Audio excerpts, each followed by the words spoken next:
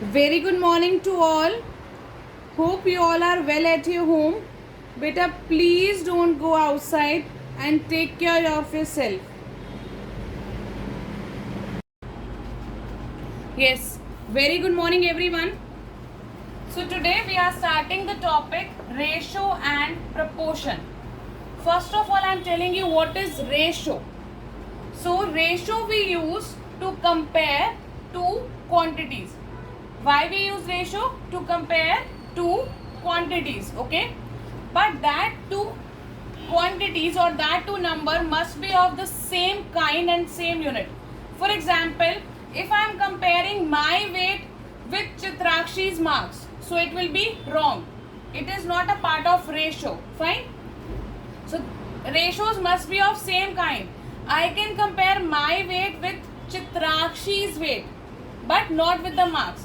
So first thing is, whenever you are taking ratios, they must be of the same kind, and the second thing, same unit.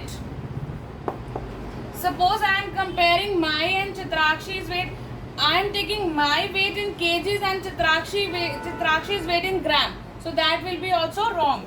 Unit must be same. This is the second thing. And the third thing, after checking whether these two are same or not, if they are same, ignore units.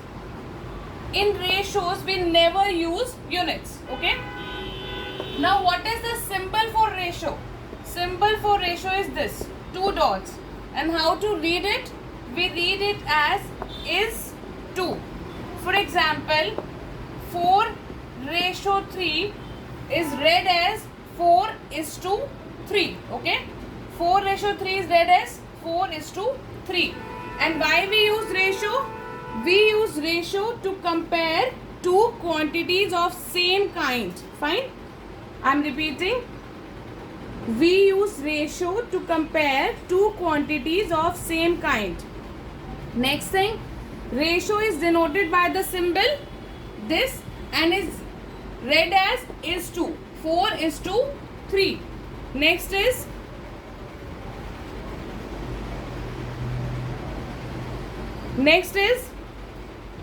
ratio can also be used as fraction. Like here I have written 4:3. If I want, I can convert this into fraction also by writing 4 as numerator and 3 as denominator. So 4/3 is the fractional form of this ratio. Okay. Next, the first term of ratio is called antecedent and the second term is called consequent. So here this is called antecedent and this is called consequent. Okay. And this is called antecedent. So in ratio 4:3, A is denoted by 4 and B is denoted by 3. A is antecedent and B is consequent. Fine. Next is proportion. Now this was all about ratio. Now next is what is proportion. Beta, when two ratios are in equation or when two ratios are equal, we call it proportion. Like 4:3, this is the symbol for proportion, 4 dots. Beta, this is the symbol for proportion. You can also write equal to sign instead of this proportionate sign. So you can write 8:6. When two ratios are equal, we use proportionate sign. We can also write 4:3 is equal to 8:6. So proportionate sign when we use when two ratios are equal. Fine. Now in the proportion 4:3, proportionate 8:6. Here this is called A. Second term is B. This is C and this is D. Clear? So these are the four terms. The first term is denoted by A, second term by B, third term by C and the fourth term by D. And these two middle one terms like B and C. These are called middle terms. These are called middle terms. B and C are called middle terms, or you can also call them mean. And A and C are called extreme terms. A and C, here 4 and 6, they are called extremes. Okay, so these two terms are called extremes and these two terms are called means or middle terms. Clear? If the if the ratios are in proportion, then you can check by a product of means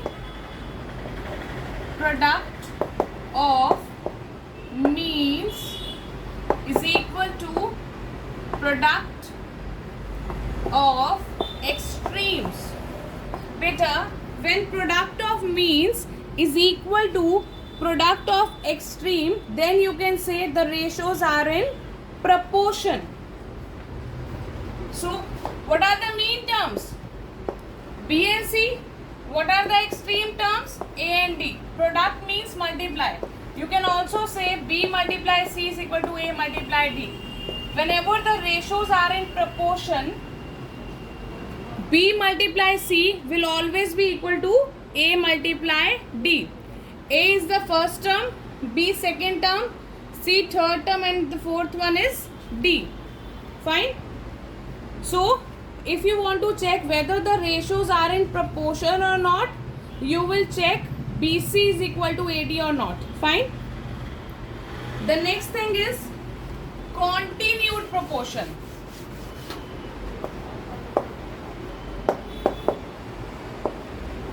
Continued proportion. Now what is continued proportion? Beta, when there are three terms, that is A, B and C, and ratio of AB is equal to ratio of BC, then we call them continued proportion. What is continued proportion, beta? When there are three terms A, B and C and ratio of AB is equal to ratio of BC, they are called continued proportion, where B is called middle term, or you can say mean term, or mean proportion also you can call it, and C here is called third proportion. Okay, I am repeating. In the continued proportion beta, B is called, the second term is called mean proportion or middle proportion, and C is called third proportion. Clear? The last thing is unitary method. Last one is unitary method. Now what is unitary method? Beta, unitary method is derived from the word unit. And what is the meaning of unit? Unit means one. So in unitary method, if the value of 1 is given, then you will find the value of more, and if the value of more is given, then you will find the value of 1.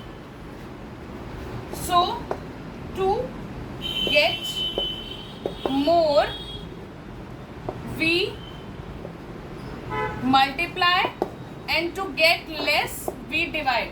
To get more, we multiply, and to get less, we divide. I am giving you one example of unitary method. Suppose cost of 1 pen is given. Cost of 1 pen is given is rupees 10, and you need to find cost of 8 pen. Cost of 1 pen is given and you need to find cost of 8 pence. So how you will find cost of 8 pence? By multiply, है ना? You will multiply 8 pence with the amount. So answer will be rupees 80. See, cost of 1 was given and we want cost of 8. So for more what we do?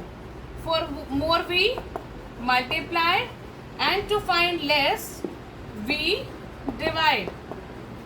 See, Same example I am taking. Suppose if the cost of 8 pens are given to you, which is 80, you need to find cost of 1. So what you will do here? Here you will divide 80 with 8 and your answer will be 10. So cost of 1 pen will be 10. So here what I have done? Division. So always remember this thing. For more you multiply and for less you divide. Okay.